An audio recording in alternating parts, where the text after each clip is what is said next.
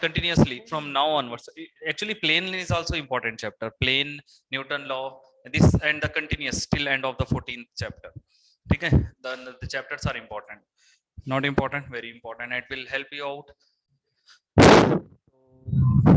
Newton's law of motion. Newton first law he used to explain. उसमें कुछ था भी नहीं होगा. Inertia or something he used to explain. I hope the body does not change the position. है ना?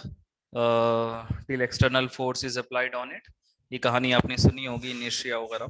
तो खैर वैसे आज कुछ डाउट बेसिक निकलेगा भी नहीं आपको because you have the basic topic started just now. तो डाउट भी होगा नहीं कुछ भी because Newton second law when you prove that one change in momentum, ठीक है, force is directly proportional to, then tomorrow class is important, attend it and don't leave that from today onwards. ठीक है. अच्छा मुझे ये बताना था तो now अच्छा no problem. Another grand test रहने दो. अनदर ग्रैंड टेस्ट मतलब अब लॉ ऑफ मोशन से शुरू होगा. ठीक है. फर्स्ट ग्रैंड टेस्ट कंप्लीट हो गया ना. No problem. That chapter is easy. If अगर उसमें क्वेश्चंस कुछ टफ आते हैं तो नो प्रॉब्लम, छोड़ दो उसको अब. तो now onwards law of motion second grand test you have in the September. तो ठीक है. अब जो चैप्टर हुआ शुरू हुआ लॉ ऑफ मोशन, यहाँ से ही रहेगा टॉपिक्स. तो कल की क्लास इंपॉर्टेंट सर की. तो आज डाउट तो कुछ भी नहीं होगा तुमको. जरा बेसिक चीजें मैं बता दूं आपको. कंपोनेंट निकालना and that all will discuss today. ठीक है. In that also if you have any doubt you can ask.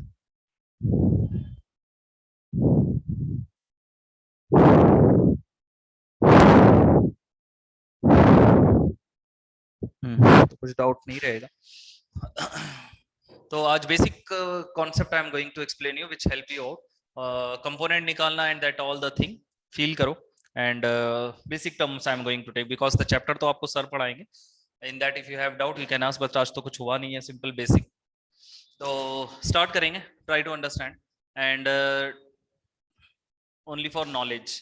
ठीक है. Then after this method what I am showing you in physics, important method these are that will help you out in the next concepts. ठीक है. चलो भाई. For example if I have a surface and plane surface ले लेंगे. कौन सी surface है भाई? Plane surface. Plane surface is nothing but it does not have any friction. ठीक है. तो मैं काम करता हूँ यहाँ से फ्रिक्शन देखो नॉर्मली. अच्छा ठीक है कोई नहीं, मैं लिख दिया ना ऐसे, कोई परेशानी नहीं. बाद में हम इसके रूल बना लेंगे. ठीक है. तो चलिए जी. Plane surface it is. Plane surface is nothing but somewhat table or something which does not have any friction. उसमें जिसमें किसमें कुछ जरा सा भी फ्रिक्शन ना हो. Friction we have in this chapter only. Law of motion में ही मिल जाएगा तुमको. ठीक है. तो फ्रिक्शन के बारे में भी बात नहीं करेंगे. Try to understand. For example, this is our plane surface. It does not have any friction. The meaning of plane surface is nothing but frictionless surface. कौन सी surface? फ्रिक्शनलेस सरफेस पे काम करता हूं मैं. इसका नाम ही बदल देता हूं. Frictionless. Frictionless. Frictionless surface I am going to take. ठीक है. बहुत बढ़िया. फ्रिक्शनलेस सरफेस पर से I am putting one body over here. मैंने कोई बॉडी है जैसे कि बुक और समथिंग. ठीक है. कोई बुक है और you are putting your phone और something. This is a body.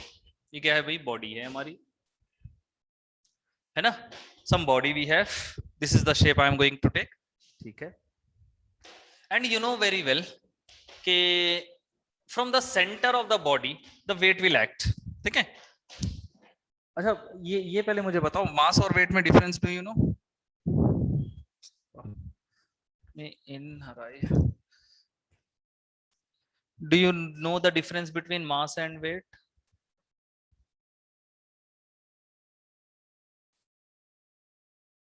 मास और वेट में डिफरेंस क्या है? Try to understand. ये बाद में देखेंगे. First will discuss about the और बेसिक चीज मास और वेट में डिफरेंस.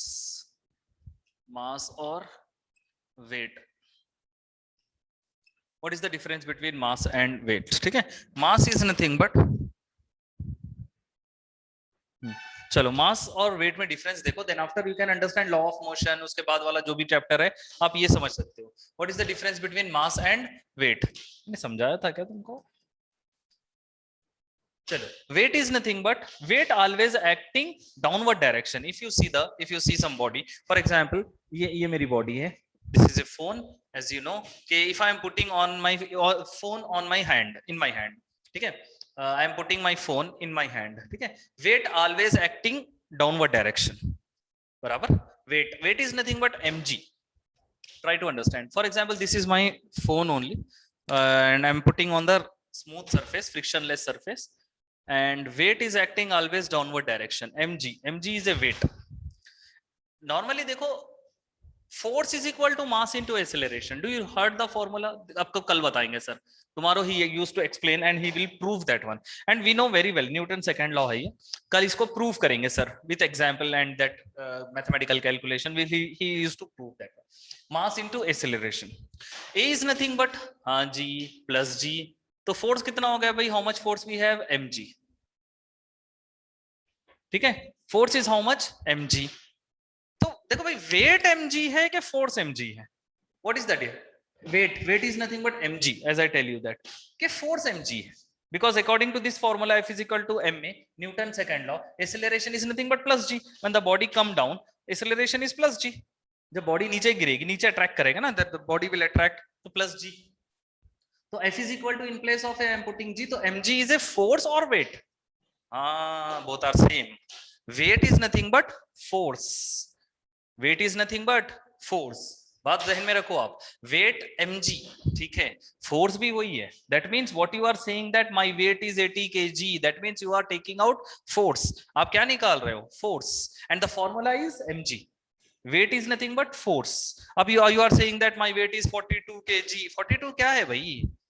वेट है, फोर्स ऑफ ग्रेविटी, समझ रहे हो?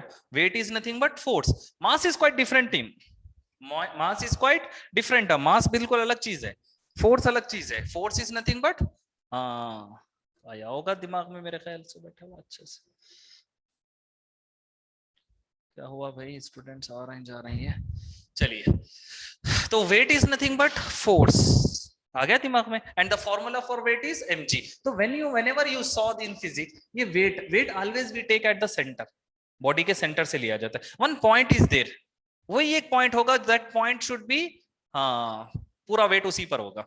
ये that term will discuss in the centre of मास, अभी अधूरा रहेगा, सम टॉपिक कुछ रखेंगे बाद में पढ़ने के लिए, और detail, very detail, because every body, different shape of the body have different centre of मास। तो उसको हम सेंटर ऑफ मास में फिलहाल के लिए, now if you understand that one, weight always we take from the centre of the body, not square shape, rectangle shape. Even if you see the circle also, in that also we take the center and we take the weight mg acting downward direction, बराबर। weight is nothing but mg, that is a force। वो देखो, tomorrow sir explain you F is equal to ma, कैसे आया? he used to explain very detail, that is a 4 marks answer, sir explain करेंगे आपको। a is nothing but plus g, because नीचे ही खींच रहा है उसको, अरे ऊपर तो नहीं ढकल रहे ना अर्थ, नीचे ही खींच रहा है, that's why plus g। F is equal to mg, that is weight। if you take any body, any shape, even you can take your weight also, है ना। We are standing on the machine, machine को सर पे नहीं रखते, रखते क्या सर पे? To find out the weight. अरे yes or no, some small apparatus will come to find out the weight, so we are not putting that weight on that machine on the head। क्यों नहीं रखते? because weight is nothing but force of gravity, जमीन उसको खींचेगी, that's why we are standing on the machine, ताकि अपना weight यानी कि mg weight, and which is always किधर पे एक्ट करेगी? Downward direction. अच्छा, नीचे एक्ट कर रही है, मतलब if you want to find out your weight, तो आपका वेट कहां पर एक्ट करेगा? नीचे, डाउनवर्ड डायरेक्शन। तो if you are standing on the machine, machine give you the weight, how much it is, बराबर। अच्छा, in that also if you want to know more than that, अगर आपको इससे ज्यादा भी चाहिए आपको, तो ये हो गया आपका वेट, वो भी देख लो, मैं बता रहा हूं। m is nothing but mass, g is nothing but acceleration due to gravity, acceleration due to gravity। Feel करो ये टर्म, कुछ ज्यादा मुश्किल नहीं है, आज का टॉपिक बड़ा सिंपल है। if you feel that, ठीक है, you can also think about that. Weight is nothing but mg, m is nothing but mass. हाँ, weight में mass आता है, ठीक है. चलिए, g is nothing but acceleration due to gravity. Just feel this concept, what I why I am taking this. Weight is nothing but mg, g is nothing but acceleration due to gravity. g is nothing but acceleration due to gravity. अच्छा, तो अर्थ पर acceleration due to gravity कितनी? Everyone knows 9.8. Past many days we were discussing, approximate we were taking 10 or something. G की value सबको मालूम है कितनी है अर्थ पर, only for earth, only for earth कितना, 9.8, ओनली फॉर अर्थ. अच्छा, on that day we discuss that moon पर कितनी होती है acceleration due to gravity, acceleration due to gravity which is on the moon कितनी भाई, सबको याद होगा, बिकॉज जी अर्थ बाई 6 बोल कर देखे थे. देखो, अर्थ के मुकाबले में 6 गुना कम होती है acceleration due to gravity. If you remember on that day when I used to explain one numerical based on that, I hope that you remember. तो जी की value on the earth is how much,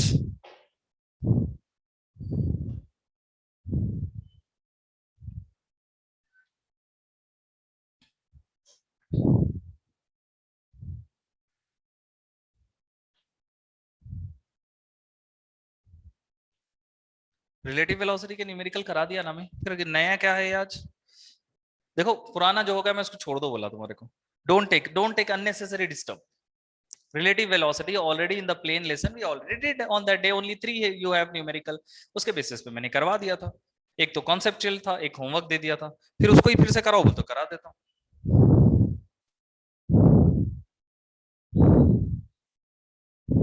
relative velocity के numerical नहीं कराया मैं,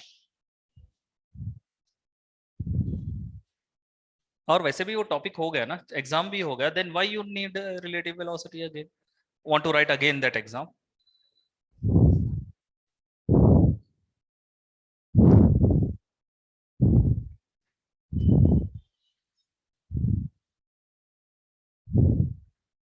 हाँ, new topic, उसी का तो बारे में बता रहा हूँ ना मैं. What the sir taught to you, law of motion, that topic, उसी के बारे में बात करेंगे ना.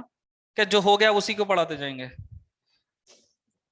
और सर्कुलर मोशन में आप लोगों को परसों ही बोला, फिर एक बार बोलूं क्या, सर्कुलर मोशन अभी टॉपिक नहीं है वो. नको बाबा, देखो ये अननेसेसरी डिस्टर्ब नको करो, कुछ भी नहीं है टॉपिक्स. न्यू न्यू चैप्टर शुरू करना है, think about the new chapter only. जो गुजर गया उसको छोड़ दो ना. हाँ,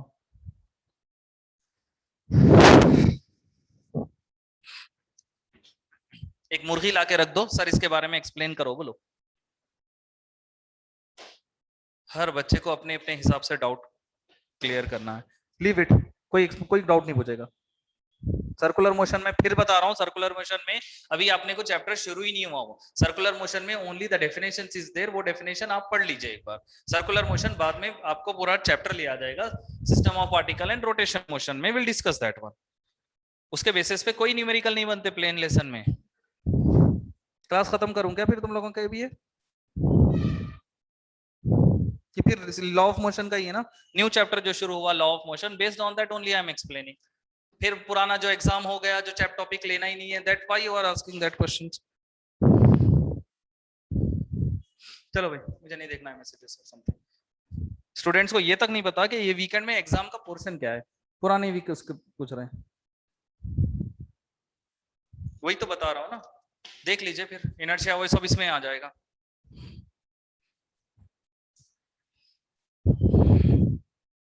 no message, I don't want any message.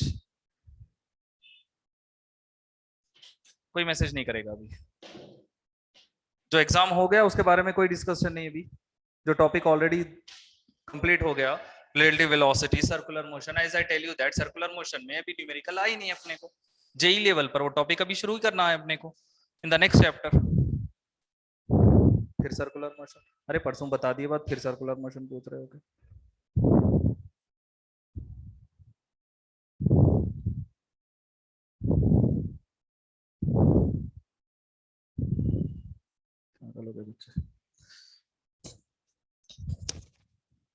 Time waste हो रहा है.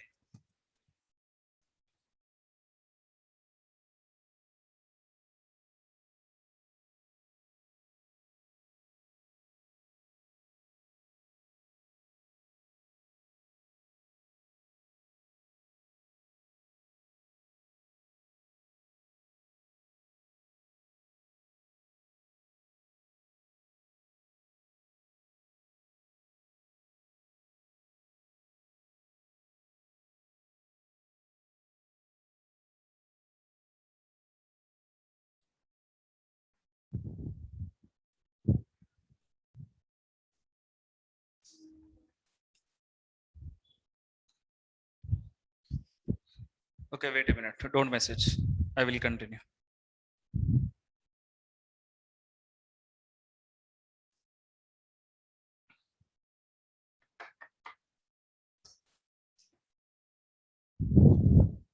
सर्कुलर मोशन पढ़ना है, बताऊं क्या सर्कुलर मोशन पे? मोमेंट ऑफ इनर्शिया और समथिंग। हाँ, इनर्शिया शुरू कर दूं अभी सर्कुलर मोशन में? आता समझ में? फॉर्मूले वगैरह everything you know, law of motion के, वर्क पावर एनर्जी के and everything, then you can understand that one.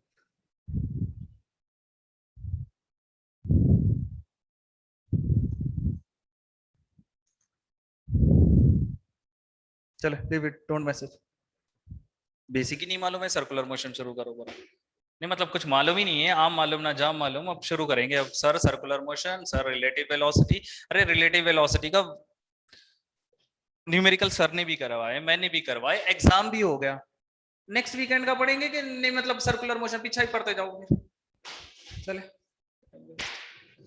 बच्चों को सुनना नहीं है, बस आ जा रहे हैं इधर, कॉलेज में आओ बस। I don't have paper.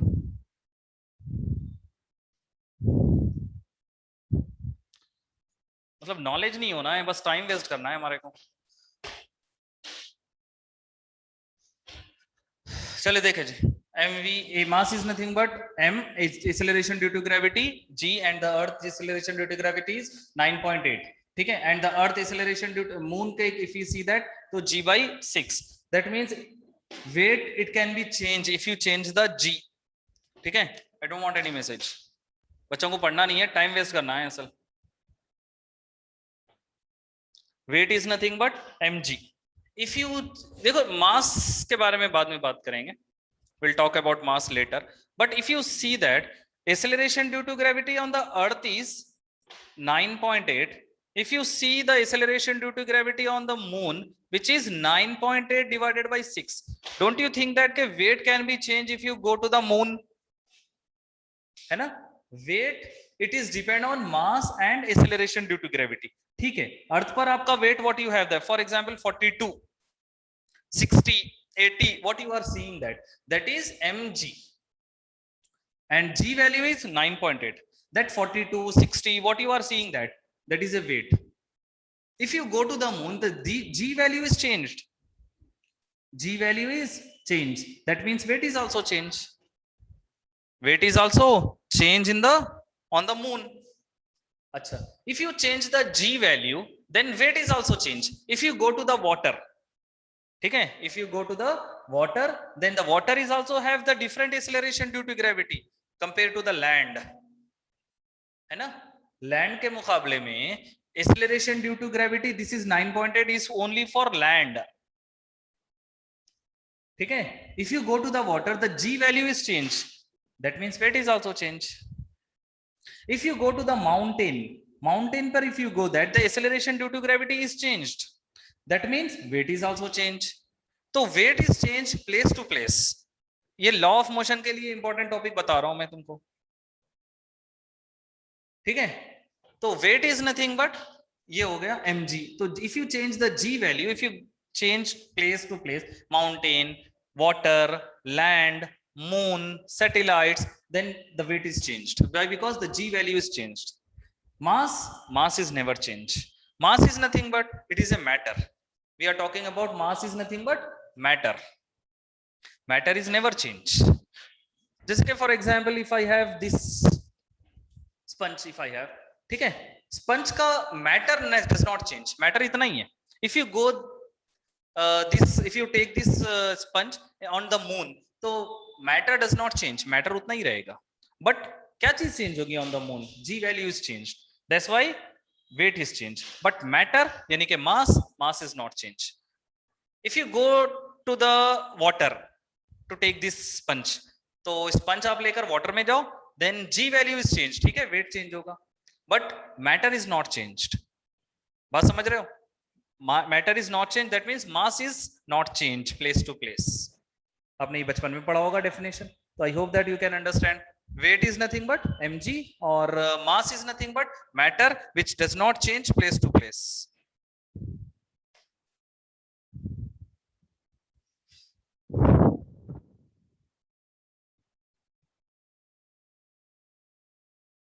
Mass is nothing but matter. ये देखो, ये मार्कर है, marker if you take into the water, तो ये मार्कर के पास जितना मैटर है क्या वो चेंज हो जाएगा? No, it will not change. Mass is nothing but matter. For example if you take the potato, आप पोटैटो ले लो, this is the big one, first one, and this is the second one. Who has more matter? Second one has more matter, है ना? अगर ये potato को, if you see that first potato, second potato has more mass. Why? Because हाँ जी, mass matter इसके पास ज्यादा है, that means it has a more mass. Mass never change place to place, mass is never change place to place, but weight change होता है. Why? Because इसमें weight is nothing but mg, acceleration due to gravity. Clear? चलिए, तो now we come for over this body and इसी में inertia और something हम देखेंगे. Mass is nothing but matter, weight is nothing but force. Mass never change place to place, क्योंकि matter change नहीं होता, ओनली वेट चेंज हो सकता है because g value if it is changing, है ना? तो when you go to the water, आपको अपना वजन हल्का लगेगा. Why? Because the G value is change in water. पानी में जो है आपका G की वैल्यू अलग होती है. That's why you feel less weight in the water compared to land. चलिए आइए वापस कंटिन्यू करेंगे.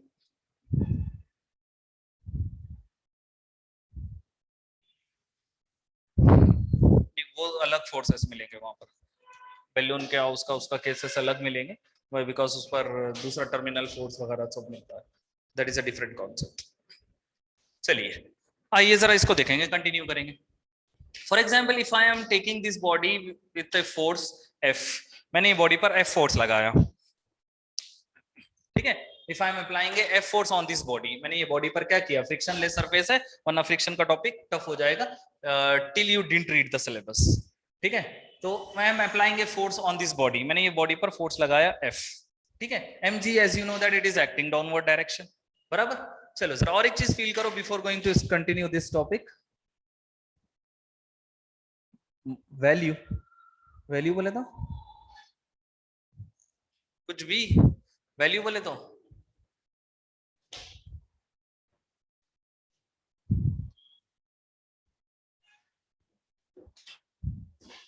चले.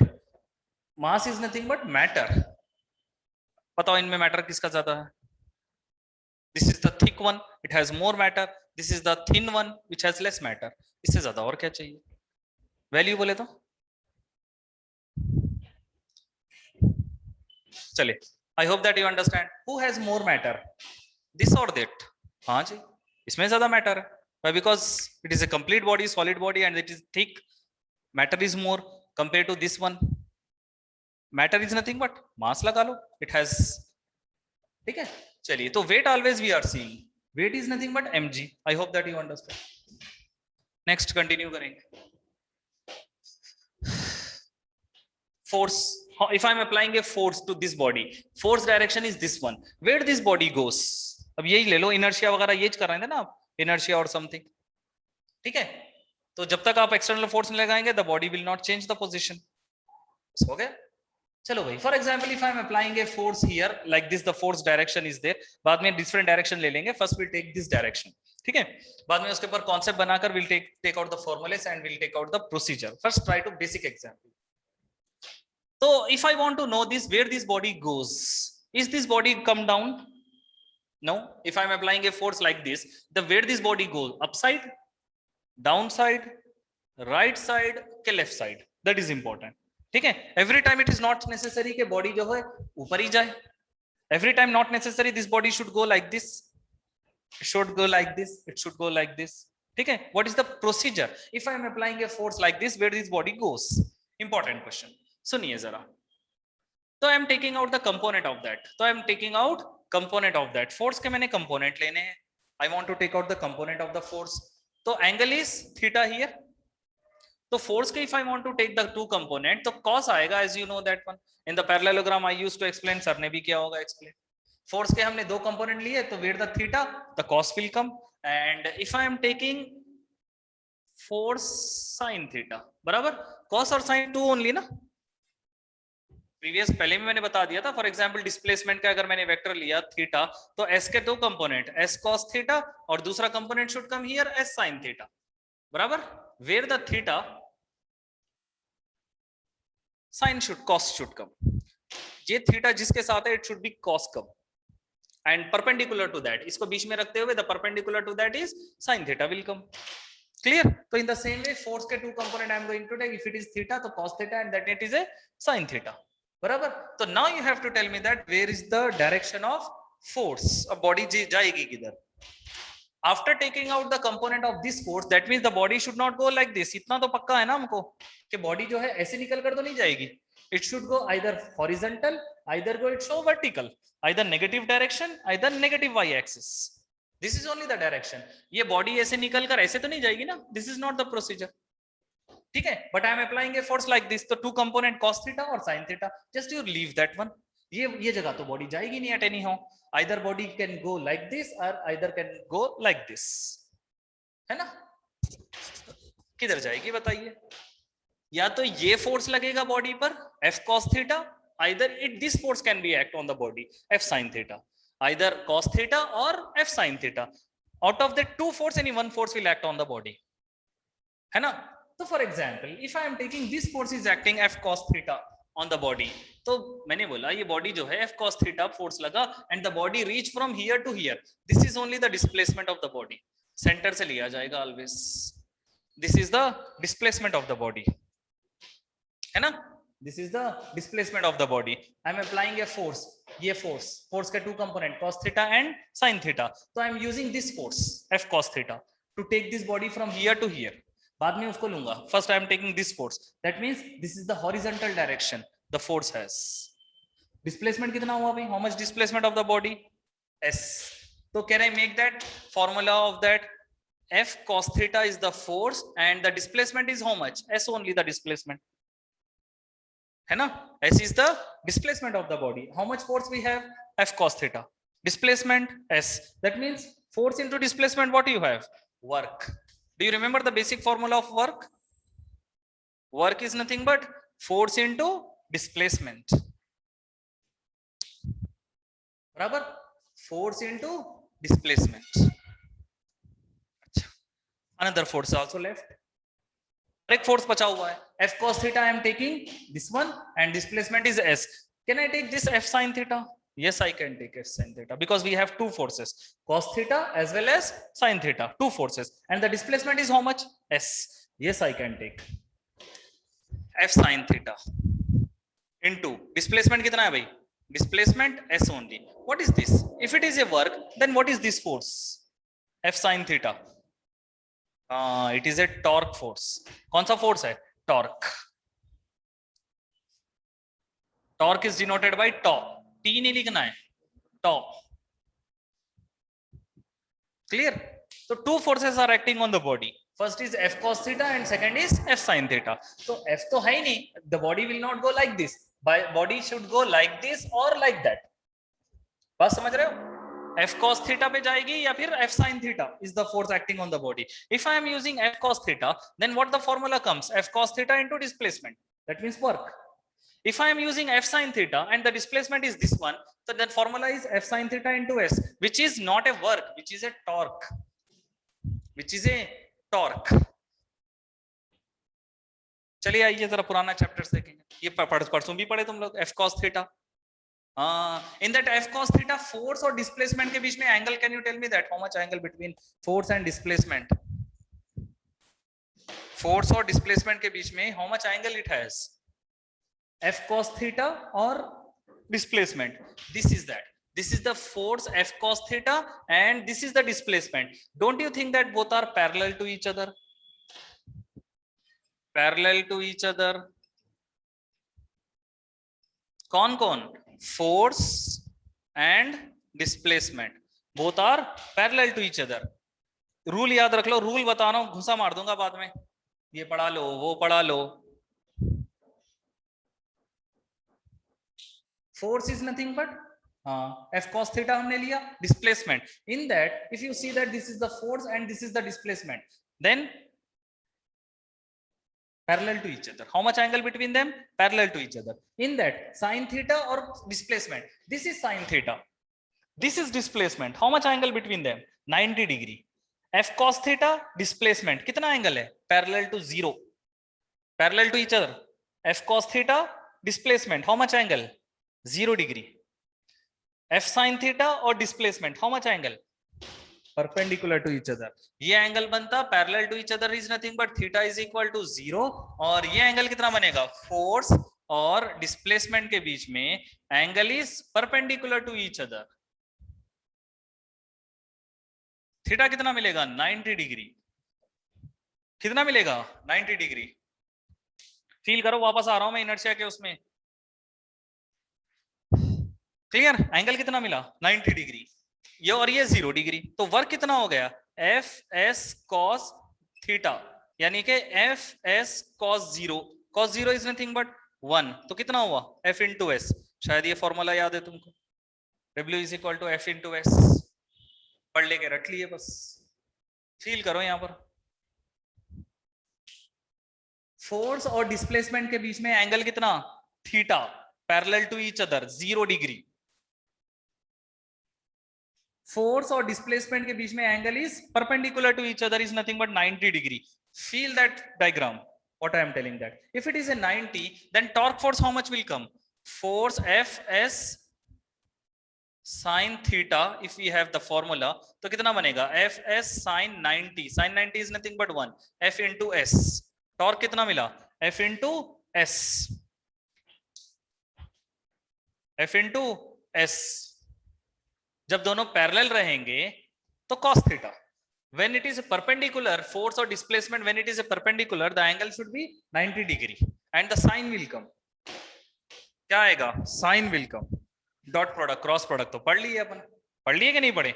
आइए dot product और cross product लगाएंगे.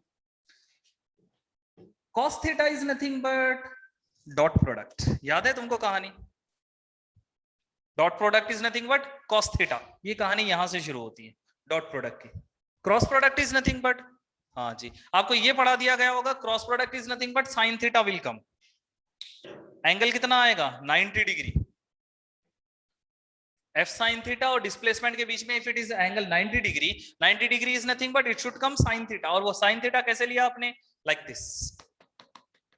तो rule have to remember, if the two vectors are perpendicular, force or displacement both are vector quantity. If two vectors are perpendicular to each other, then the sign should come. If the sign it is, then it is a cross product. Then it is a cross product. If two vectors, यानी कि force or displacement, if it is parallel to each other, then angle should be 0 degree और cos theta use करेंगे. Cos theta is nothing but dot product. ये rule याद रख लो.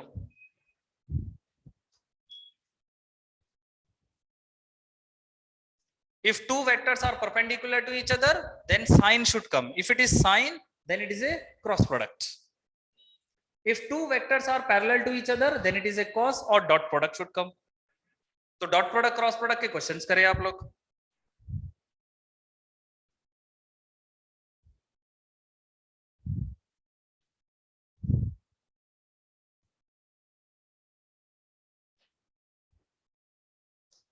चलिए आइए. But normally feel करो अब ये चीज, अब फील करो ये जो मैं बताना चाह रहा हूं. If I am putting my this sponge on my hand, where this body goes? This body neither go in this direction, neither go in this direction, neither go up, neither go down. This body is neither go anywhere. Feel करो. If I am removing this, feel it. If I am removing my hand under it, so where this body goes? It will come down. अब तुम बोलोगे ये तो बचपन से देख लेते आ रहे हैं हम, फिजिक्स से प्रूव करेंगे. Why this body come down? Why this body not go up? आप बोलोगे एक्सेलरेशन ड्यू टू ग्रेविटी है. ठीक है, न्यूटन का लॉ है, आया न्यूटन का लॉ. अब उसको फील करो, वापस लेकर आ रहा हूं न्यूटन्स लॉ पे. If I am putting this sponge on my hand, this body neither go up neither go down. कहीं भी नहीं जा रही है. It is at stationary. जैसे when I remove my hand this body will go down. हाथ पे रखा तो क्यों नहीं गई? When I am putting this body on my hand why it is not go down? My question समझ रहे हो मेरा? Why I am asking this question? वरना सबको मालूम है ये बॉडी कैसे भी कुछ भी कर लो नीचे नहीं जाएगी। If I am putting on my hand, if I remove my hand it will go down. ये बचपन की कहानी है, from lower classes onward we are saying. If you are putting a pencil, rubber, paper on the bench, आपने book अपनी bench पर रखी, why it is not fall down? तुम समझ रहे हो मेरी बात को मैं क्या समझाना चाह रहा हूँ? If you are putting a, देखो कुछ भी अब शेल्फ में कुछ भी रख लेते हो, you are putting somewhere on the shelf, वो नीचे नहीं गिरता। क्यों नीचे नहीं गिरा? Why it is not fall down? उसको साइंस के तरीके से समझेंगे। यही है न्यूटन लॉ आपके, that one only we'll discuss. ये cos theta or sin theta if you understand, now we go for that. If I am putting this duster on my hand, why it is not fall down? If I remove my hand it will fall down, why it will? समझ रहे हो question? Science को पढ़ना हो तो सही से पढ़ेंगे, ये नहीं कि स्कूल में जो है आपके टीचर रिलेटिव वेलोसिटी बेटे ये डेफिनेशन, सर्कुलर मोशन ये डेफिनेशन, ये लिख लो, बोलते कि लिख लिए, बोले इंजीनियर बनना है हमारे को। मेथड और कॉन्सेप्ट भी तो कुछ इंपॉर्टेंट होता है।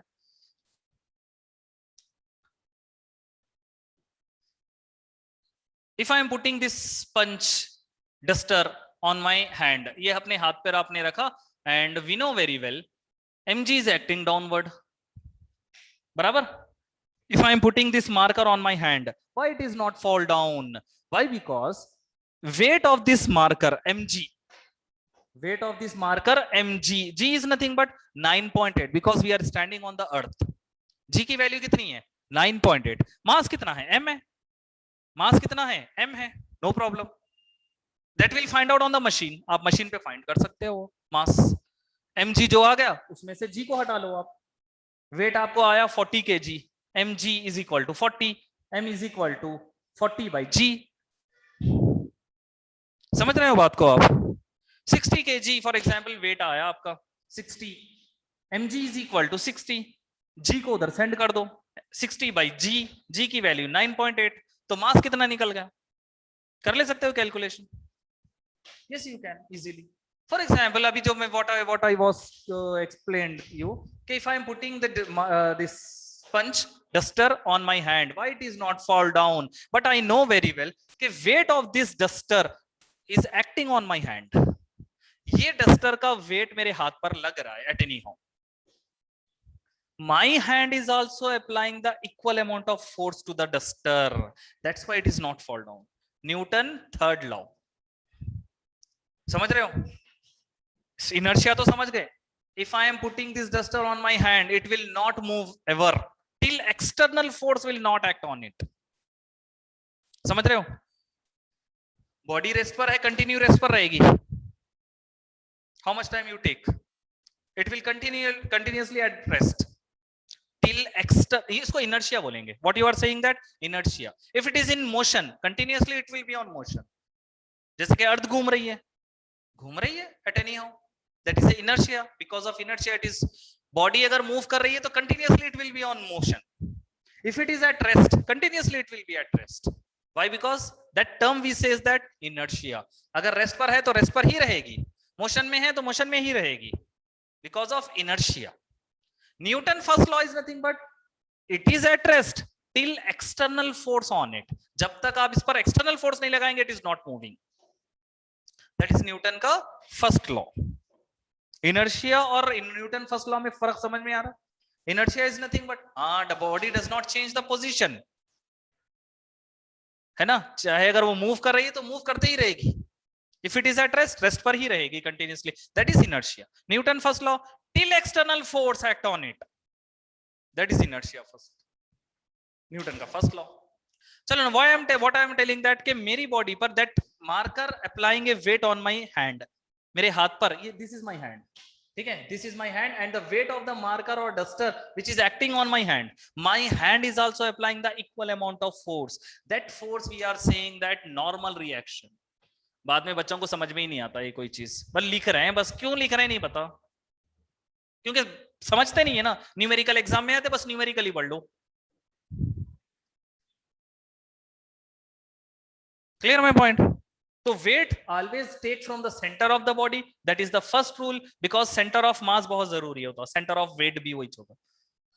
ये particle is acting complete weight of the body, weight is nothing but mg, and that mg is acting on my hand, मेरे हाथ पर वो mg लग रहा है, तो my hand is also apply the equal amount of force, that force is known as normal reaction.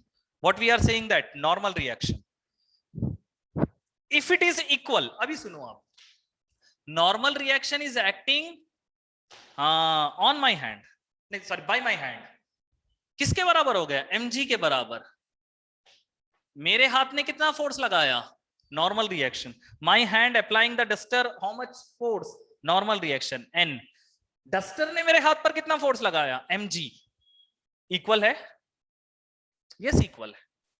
That's why this marker is not change the position, marker ने मेरी बॉडी पर जितना वेट यानी कि force, weight is nothing but force, marker ने अपना weight यानी कि force is applying on my hand is also applying the equal amount of force but in opposite direction।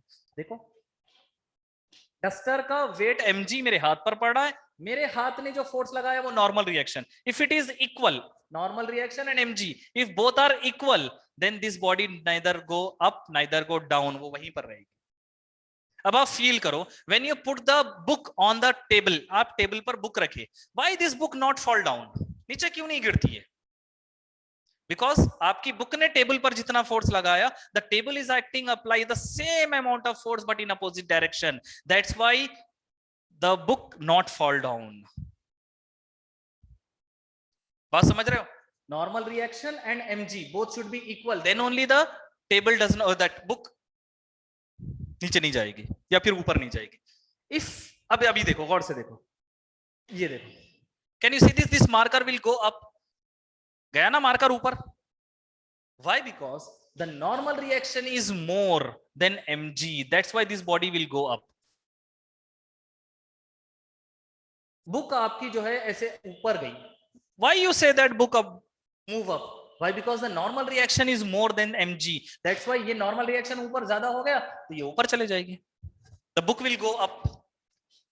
sometime होता है देखो, you are sitting on the chair, सुनो अभी सुनो गौर से, you are sitting on the chair, you are weight it acting on the chair, chair is also applying the normal reaction on you, आपने chair पर जो फोर्स लगाया wait का, अपने वेट का, चेयर ने भी पलटा कर नॉर्मल रिएक्शन का फोर्स लगाया, इफ इट इज इक्वल, ठीक है, चेयर पर बैठे रहो आप कंटिन्यूअसली, व्हाई, बिकॉज आपने जो फोर्स लगाया वेट mg का, और table is also applying the equal amount of force on you, दोनों बैठे हो। इफ यू फील दैट कि mg आपका वेट अगर बढ़ जाए, नॉर्मल रिएक्शन कम हो जाए, don't you think that the body will come down. Sometime होता है चेयर टूट के नीचे गिर गई, चेयर टूट गई और you are fall down, why, because weight आपका ज्यादा हो गया। ये चेयर है for example, weight is you are applying the downward direction and the chair applying the normal reaction upside, if it is mg is more than normal reaction तो आप नीचे गिर जाओगे टूटकर। फील आया है? समटाइम होता है ना, आप टेबल पर बैठे, टेबल टूट कर नीचे गिर गया,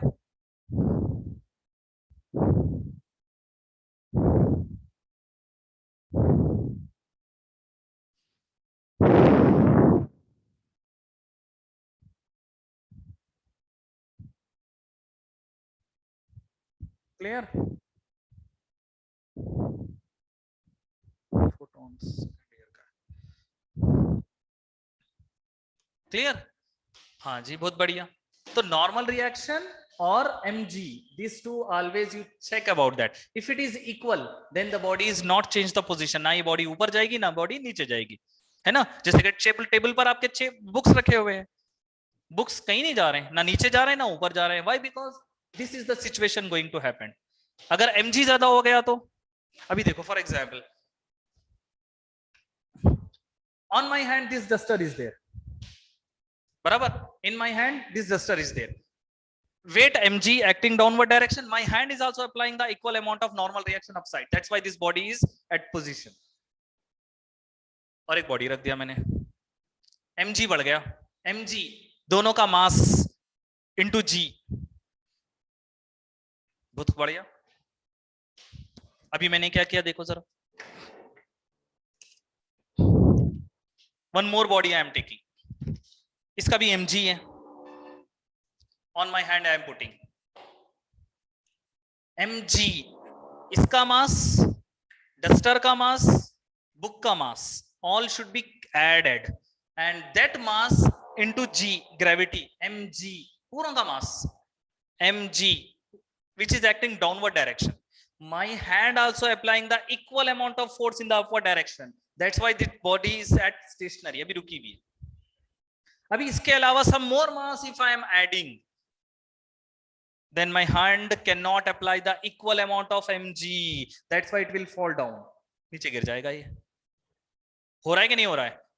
जैसे कि for example 1 kg, but if I am giving in your hand, आप बोले बढ़िया कोई मुश्किल नहीं है, ऐसा I can hold it. Why? Because 1 kg weight mg, और आपने भी उसको नॉर्मल रिएक्शन में 1 kg लगा दिया, इट इज होल्डिंग.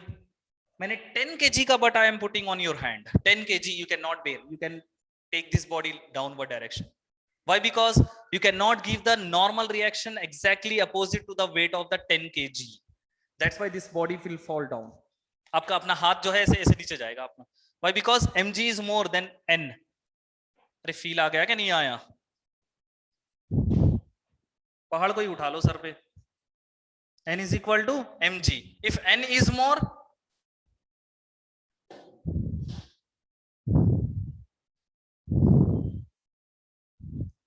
n अगर ज्यादा हो गया तो if n is more the body will go up. होता है ना, बॉल को लेकर you are throwing like this, देखो मार्कर को लेकर और बॉल को लेकर you are throwing like this. That means weight acting downward direction, but you are giving normal reaction increase. तो दैट्स व्हाई mg के मुकाबले में नॉर्मल रिएक्शन ज्यादा है, the body will go up. Clear? Hello, अभी बिल्कुल n is equal to mg है. अब ये ऊपर गया, why it is fault, why it is go up? Because the normal reaction is more. That's why the body goes up. आया? Feel आया? And this one we says that Newton third law, every action equal and opposite reaction. ये बचपन की कहानी है, sir explain करेंगे, इसके basis पे सिर्फ कॉन्सेप्चुअल क्वेश्चन बनते हैं.